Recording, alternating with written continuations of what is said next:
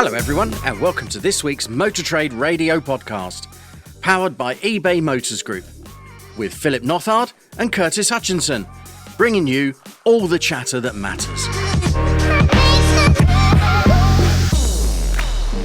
Well, I'm not sure about you, Curtis, but I'm not sure rain, sun, rain, Indian summer, no Indian summer. It's it can't make his mind up.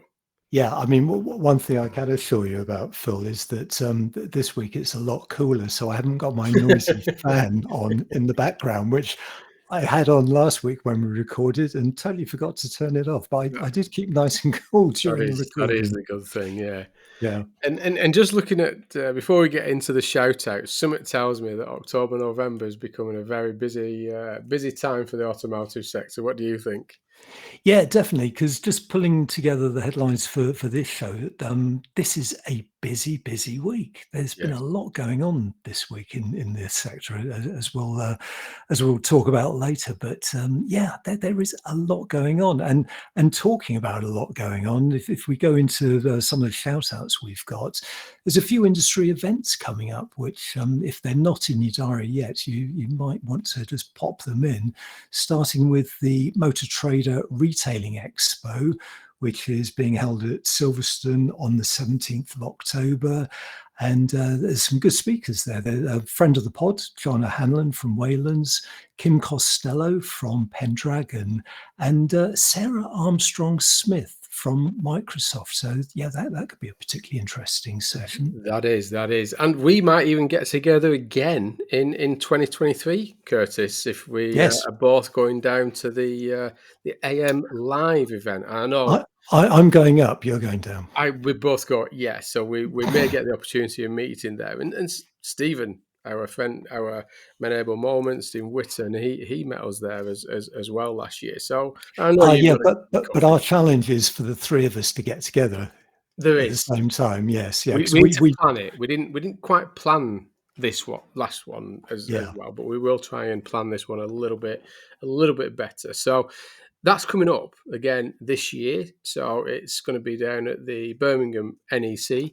It's on the 9th of November. And as Curtis is just saying there about Motor Trader Retailing Expo with the lineup of speakers, AM have got a good lineup of speakers with Eddie Hawthorne from Arnold Clark's, friend of the podcast, Christian Everfors from Volvo UK, Steve Young from ICDP, and Owen Edwards from Grant Thornton. They're all lined up to be there speaking on the day, and you can get online bookings now for both of these events if you head over to their websites, and we may even put links in our newsletter on Monday morning.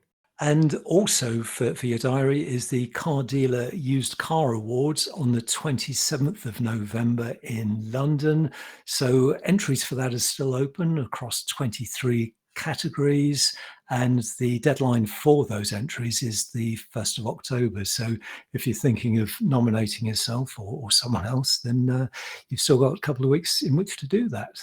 But until then, we've got podcasts for you to listen to and news headlines to get through. And you must tune in on Tuesday or Wednesday of this week for the special midweek and bi-monthly interview with Steve Young from ICDP that hopefully will be catching up on all things EV, agency, used market trends, OEM, dealer group consolidation, etc. We don't know yet. We'll still investigate what the topic and what he's been talking about on some of his blogs, and we'll get into the conversation there with Steve, as usual, after the weekend.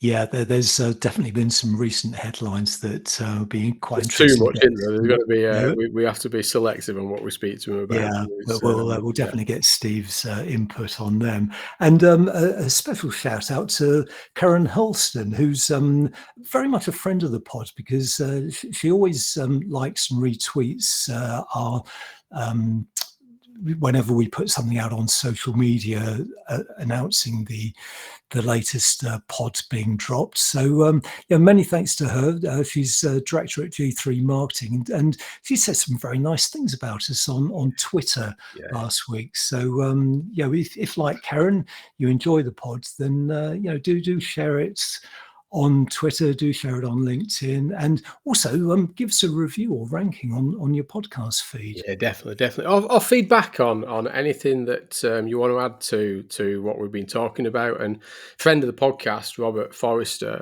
CEO of Virtue, who I know does listen on a regular basis to the podcast and has been on very numerous times over the years, did feedback that to just let us know, and he's right to do so, that Virtue are the UK largest Honda dealership. We weren't quite sure who was the one with the biggest representation of Honda in the UK following the acquisition from Marshalls that we discussed last week, and Robert has confirmed that they are the largest, and that subsequently following the podcast, when we're talking about Seat and what they were doing in terms of dropping the brand to focus on Cupra, because they did say that they weren't continuing to represent Seat because they weren't planning on doing any battery electric vehicles for the brand.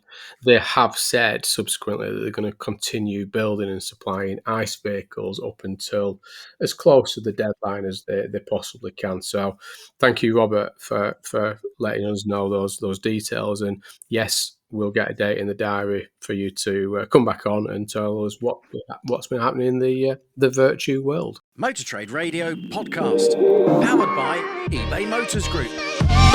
So headlines this week are from Car Dealer, AM Online, Motor Trader, Motor Trade News, and Switched On EV. So we've got a first on the show from Switched On EV.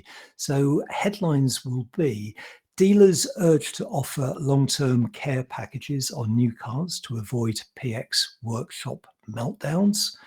Halfords takes a pot shot at franchised networks with cheeky dealer or no dealer marketing campaign. Dealers are split over the type of EVs that used car markets needs. There's high demand forecast for used electric vehicles. Pricing and charging are the biggest obstacles to electric van sales, and BMW investment secures future of mini factories in the UK. So as you say there, Curtis, heading over to the first story. So we're heading over to Car Dealer, and as Curtis said there, franchise dealers having to reject repair work as part exchange volumes rise. And this is a report by EMAC. And this is that workshops are said to be under increasing pressure as new car supply starts to improve. Service plan provider says that they are being made worse by technician shortages, which I know has been a general theme since we've been coming out of the pandemic, and that dealers are urged to offer long-term care packages on 73 plate cars.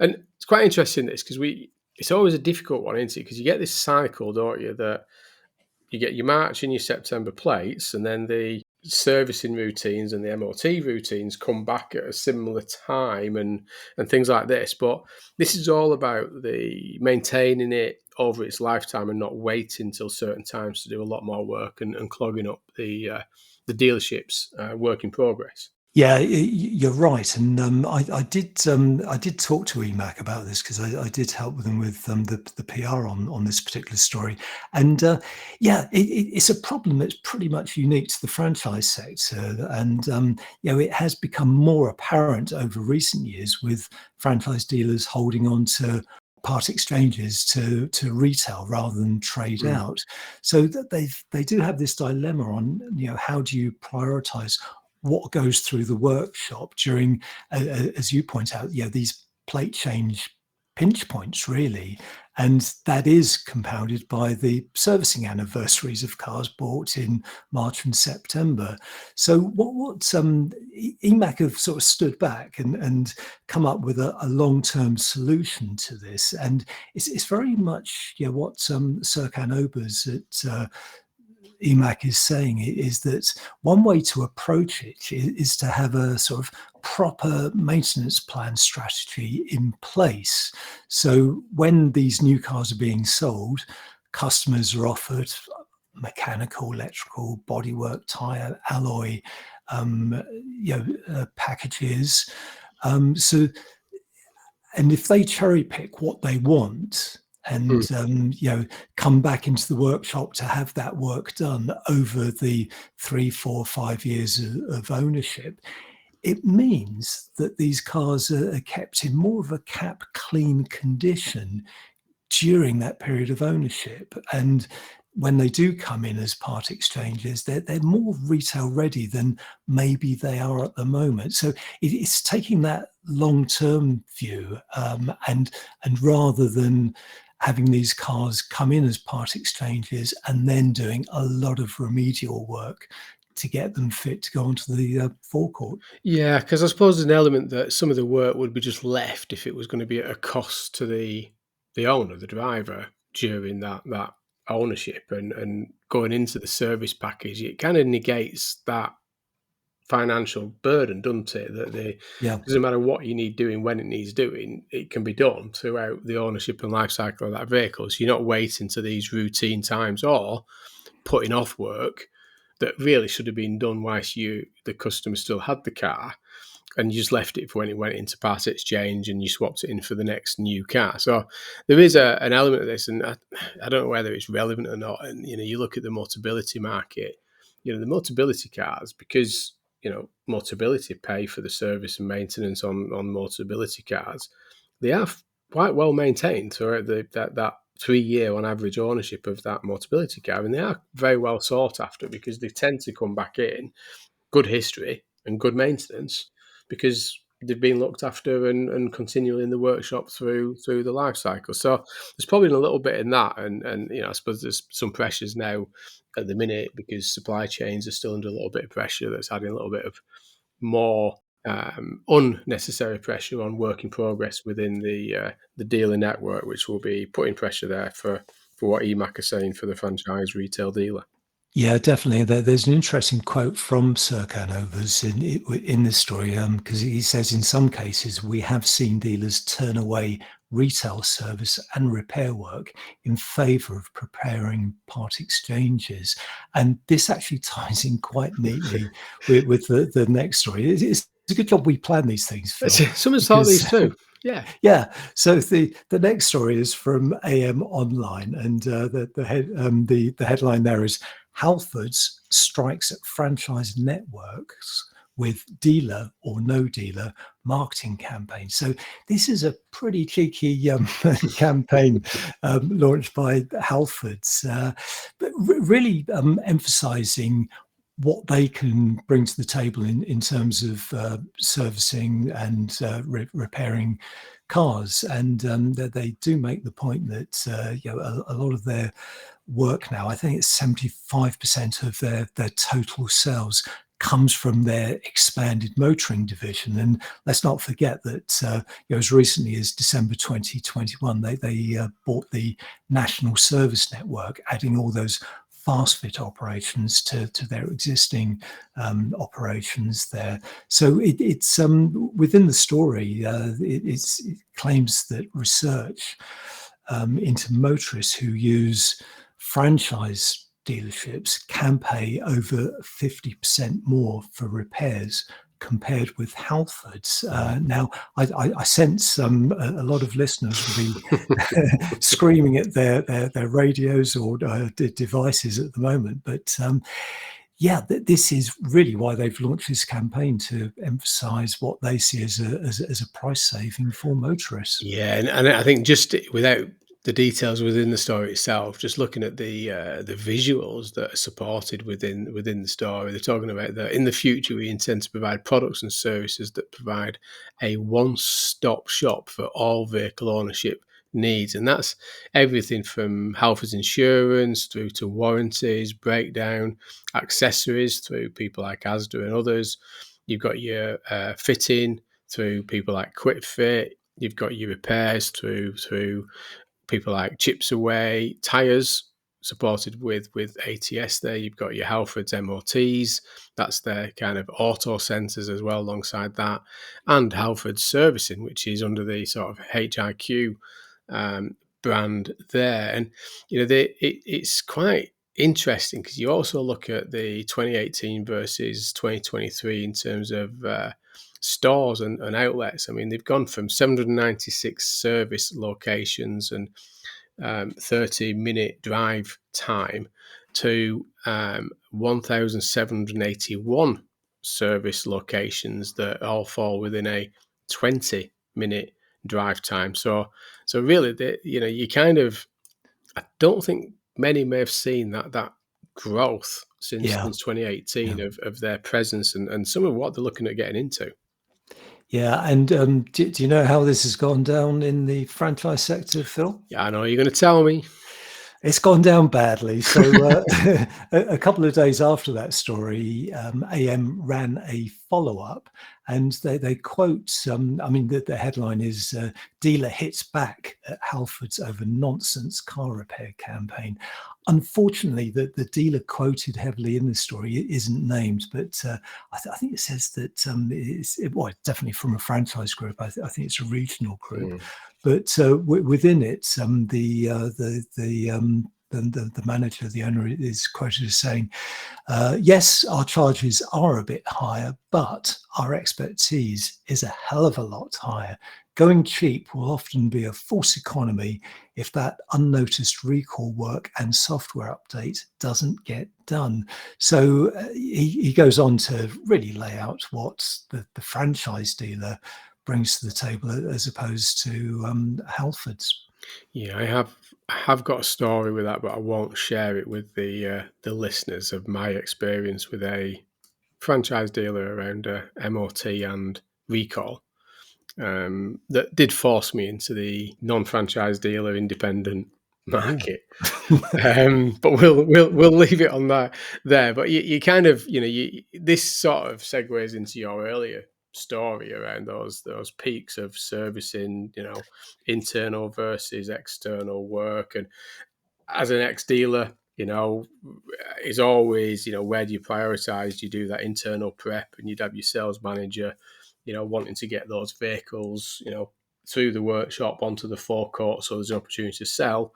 And, from a service manager looking at external consumer work, which is better on 9 times out of 10, not always, in terms of hourly rate, because, internal tend to get a little bit of a discount. But it's getting that balance right. But, you don't want anybody turning away any kind of work, particularly when you've got things like this on the horizon from people like Halfords, who are obviously going direct against that franchise dealer marketing. So this one's going to create some waves, I suspect. Yeah, because it really does highlight the level of competition out there now, and also how motorists, how car owners are weighing up the pros and cons of how much they're prepared to pay, and also how to pay, because with subscriptions now available for after sales work, good way of spreading the costs. So there's more choice now than there ever was before. Yeah, definitely. So moving on to the next story, and this is in motor trade news. Dealers split over type of EVs that the used car market needs, and this is from the research there at Startline used car tracker that shows 38% believe used car market needs more affordable EVs, and that the range doesn't matter too much, but 37% say more EVs that can cover distances over 200 miles are required. So I suppose this is more talking about that used vehicle market and the type of product that's available in that used vehicle market for consumers around battery electric vehicles.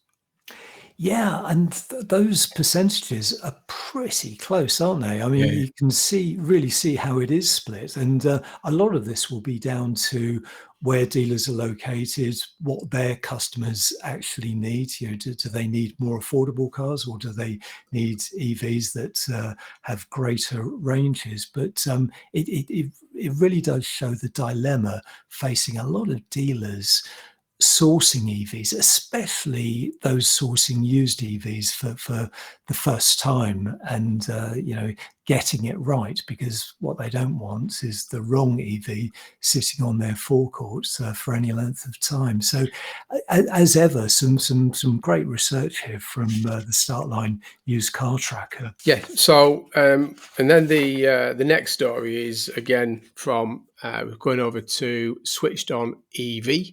And this is around high demand forecasts for used electric vehicles. It kind of supports a little bit what Startline was saying there, that there is demand there, but as Startline was saying, we haven't necessarily got the profile, but this is come from Switched On EV, that almost 1 in 8 UK adults will be looking for a used battery electric vehicle when they next buy. And this is a CTEK survey by YouGov found that 12% of adults in the UK say that their next vehicle will most likely be a used, fully battery electric or plug-in EV. Is that a high score? What's your thoughts on that one, Curtis?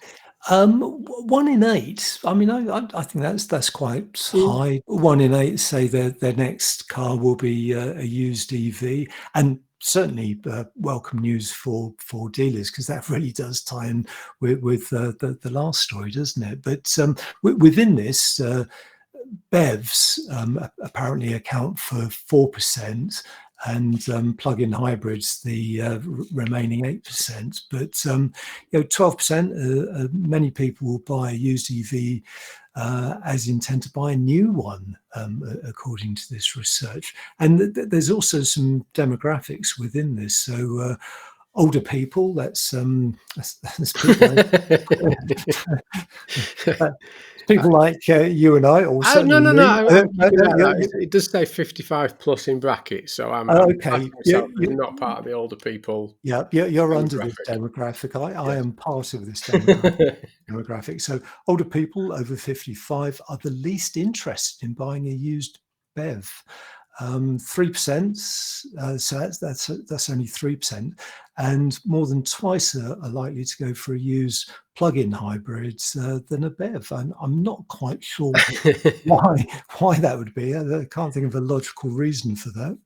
No, but there's content in here that talks about the SMMT, obviously in terms of their quarterly and annual analysis of the used car market. That in their recent report said that the second quarter of 2023 saw used battery electric vehicles as the fastest growing powertrain, that was up 81.8% on Q1 in 2022, and 30,545 used vehicles sold, a record high of 1.7% of the used car market.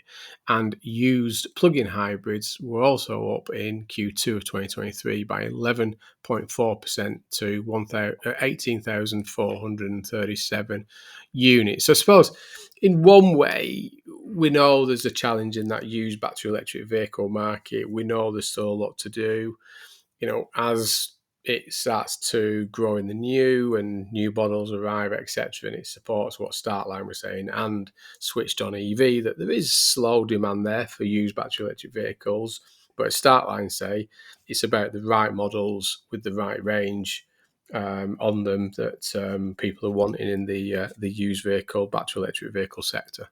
Yeah, and there's an interesting stat in here that I hadn't seen before, but that must come from the SMMT quarterly figures, because it says that more than 1,000 used EVs were sold per week in the UK during the first half of 2023, which is quite interesting context, because we do talk a lot about the supply and demand in terms of used EVs in the market. So that's quite a neat way of actually quantifying it. So more than 1,000 sold per week. Definitely. So stay with us for more on EV trends after the break.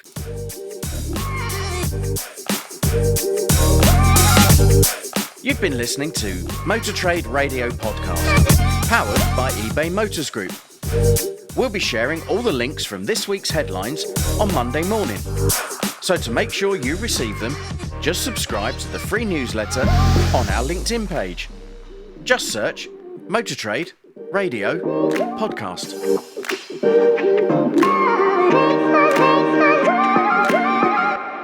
So next headline comes from Motor Trader, and it is pricing and charging are the biggest obstacles to electric van sales.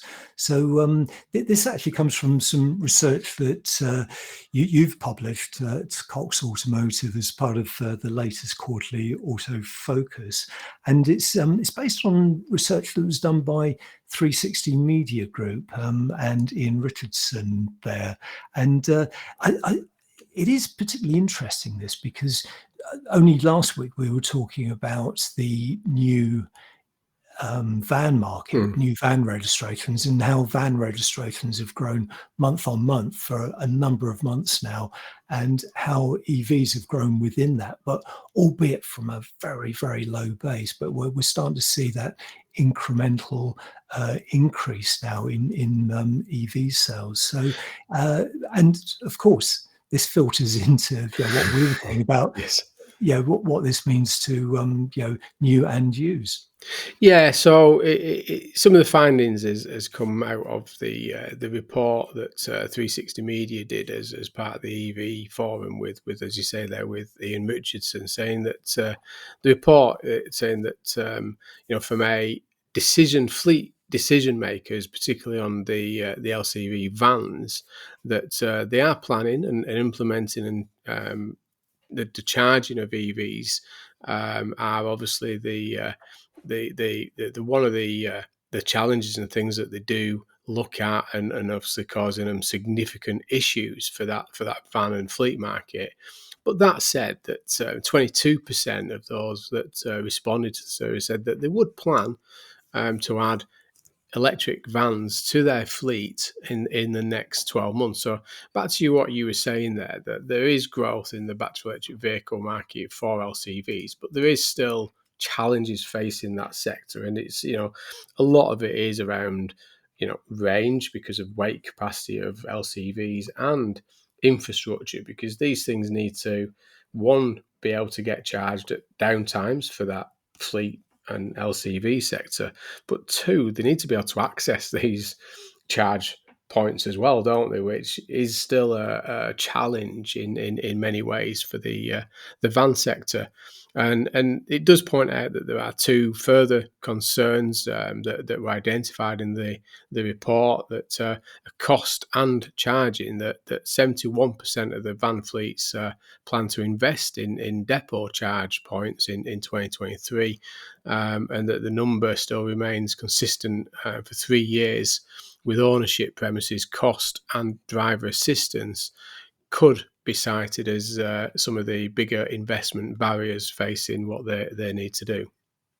Yeah, that's a particularly interesting stat there. About 71% of van fleets plan to invest in depot charging, because one of the issues around electric van uptake is the number of operators, the number of drivers who don't have the facilities to charge at home. And this is where it really is so different from electric car uptake, where charging from home is not such an issue for many owners. I mean, it's certainly an issue for a lot, but more so in the van world. It's a totally different demographic there, and it is a challenge. It's an ongoing challenge, isn't it? Yeah, and I suppose the bit that we do forget about sometimes, and we talk about this transition to battery electric vehicle sector and the infrastructure and things like this, and it does highlight in the report, and that 65% of those that were asked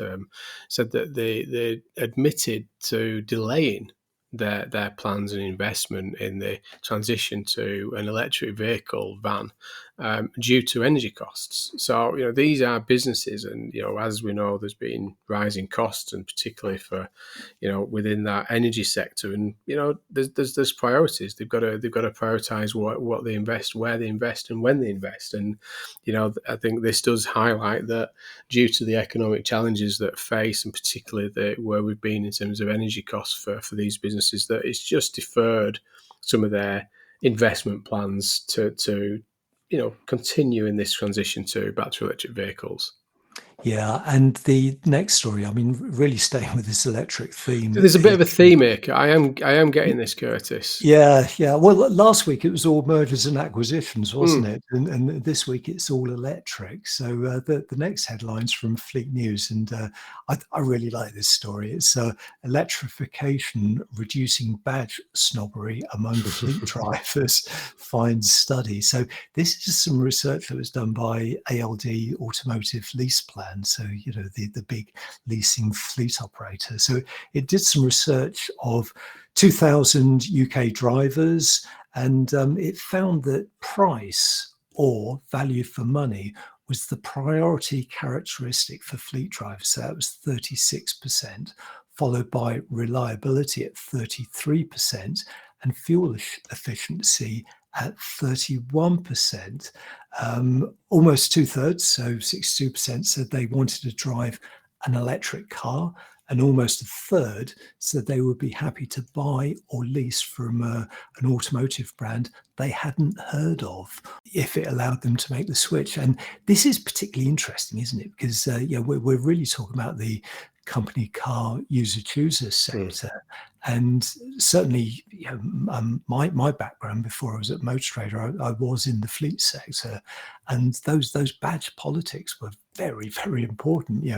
If you are a user chooser, you want the latest car, you want ideally a prestigious badge on the grille, but this isn't necessarily the case in the transition to EV, where it's more about the benefit in kind savings and also the tech, having new tech, so that when user choosers are down the pub talking about their latest company car, just by saying that, I've got a new EV, that's sufficient. It's not necessarily I've got a new premium German brand You company were car. thinking, can you say, yeah, keep Yeah, away from naming them then, Curtis. yeah, yeah. Yeah, I think the key is they said that they were talking there obviously about that value for money is one of the price, and value for money is the sort of key there, followed by reliability and fuel efficiency. And I think that makes a point with some of this, that the comment is that drivers are now more open-minded when it comes to their vehicles, particularly if it offers them the things that are most important to them, namely good value for money and the latest in-car technology. So again, it's interesting, because I have had a call with somebody today, and it was interesting that within a subscription business, because of the way a subscription works, that they are finding that people are just going for brands based on value for money and what it offers them, and then they get in that vehicle and actually go, you know what, I've never considered this brand Yeah. before. It offers me very good tech and specification for what I'm getting, and I think it is these days. We talked, didn't we, to Simon Bist from BYD, Yeah. and their challenge at the minute is just getting that BYD brand in front of consumers, because he believes that once they're in the car and they've experienced it, they'll enjoy it. It's just getting that first move into that brand. Yeah, and it's all about maximizing, in that scenario, it's maximizing whatever your monthly allowance is. Mm. And, that really is changing the way that company car drivers, user choosers are looking at their next choice of vehicle. And this really is where some of the new emergent brands are potentially going to do really, really well, especially, I mean, you cite BYD, the quality within their cars is incredible, and that really will be an eye opener to many user choosers going from an established brand to a new brand. Yeah, for sure. And the final story today, and it's a little bit, I would say, out of date, I suppose, to a degree. It seems a long time ago when the news was brought, but we couldn't talk about battery electric vehicles and the automotive sector without covering it. And this is that BMW investment secures future of mini factories. So this is about the Cowley site there that manufactures the plant for Mini, and particularly the new electric Mini, that it's now being secured. So thanks, taxpayers, Curtis.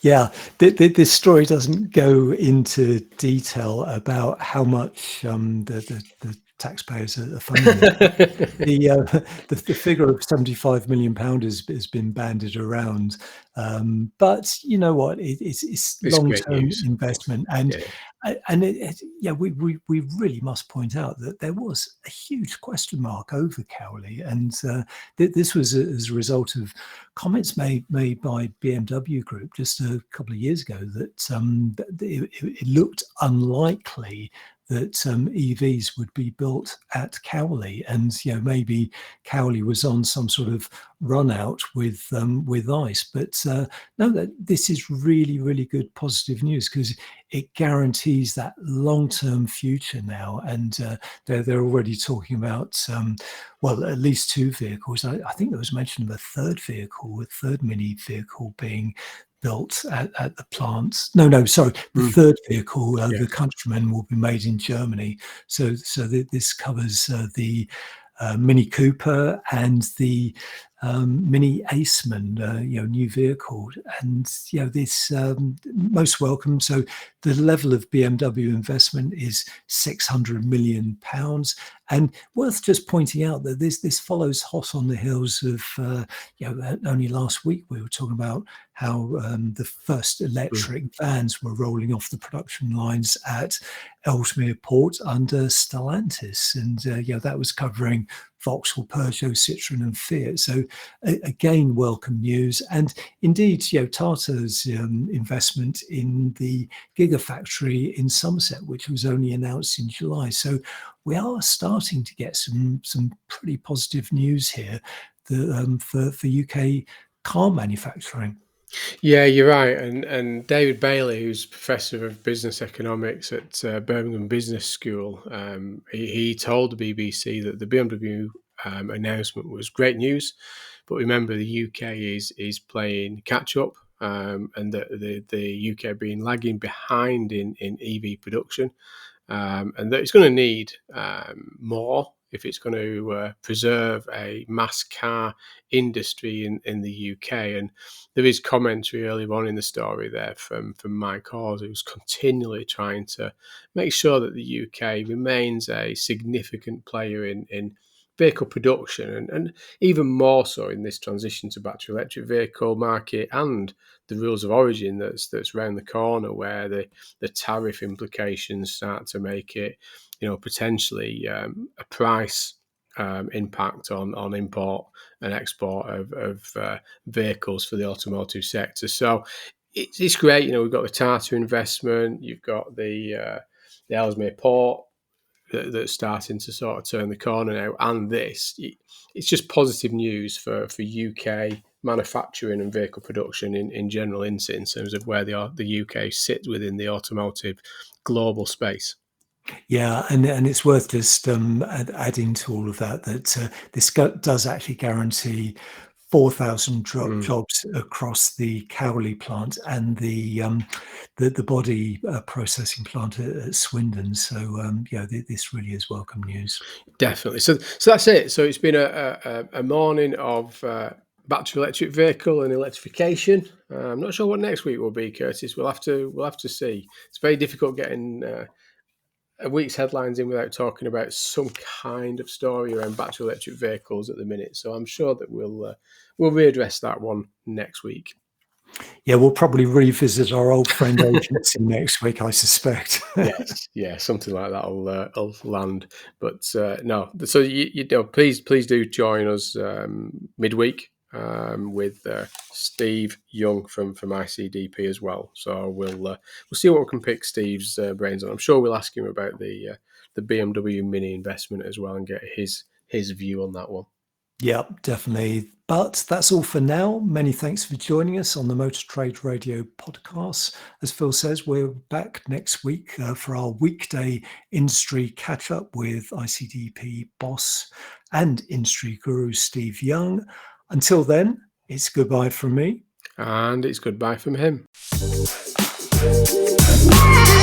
If you'd like to get in touch with Philip and Curtis, maybe with a press release, or even join them on a show, please send an email to motortraderadio@yahoo.com. You can also join the Motor Trade Radio LinkedIn and Facebook groups, or follow the podcast on Twitter.